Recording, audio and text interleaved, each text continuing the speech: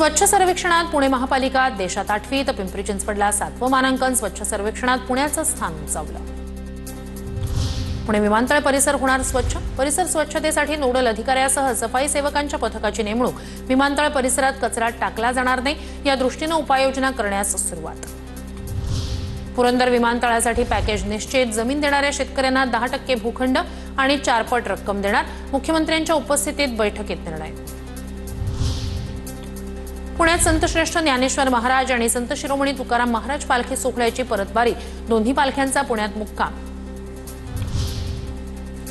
पुण्यात मुंबई हायकोर्टाचं फिरतं खंडपीठ स्थापन करावं। पुण्यातील विविध वकील संघटनांकडून न्याय यंत्रणेला 10 दिवसांचा अल्टिमेटम। सरन्यायाधीश आणि राज्यपालांनी 10 दिवसात निर्णय घ्यावा, अन्यथा 1 ऑगस्टपासून काम बंद आंदोलनाचा इशारा। 11वी प्रवेशाच्या दुसऱ्या फेरीत राज्यातील 2,51,000 विद्यार्थ्यांना महाविद्यालये मिळाली। दुसऱ्या फेरीत पुणे विभागातील 43,702 विद्यार्थ्यांची प्रवेशासाठी निवड। पुण्यात हलक्या पावसाची शक्यता। पुढील 3 ते 4 दिवस तापमान स्थिर राहणार, हवामान विभागाचा अंदाज।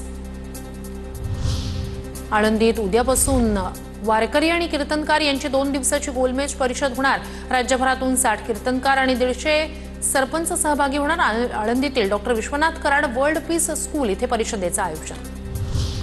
पुण्यात परदेशी महिलेकडून 7.5 कोटी रुपयांचा अंमली पदार्थ जप्त। सदर महिला दिल्लीहून बेंगळुरूला बस प्रवास करत होती। महिलेला अंमली पदार्थ प्रतिबंधक कायद्यानुसार अटक।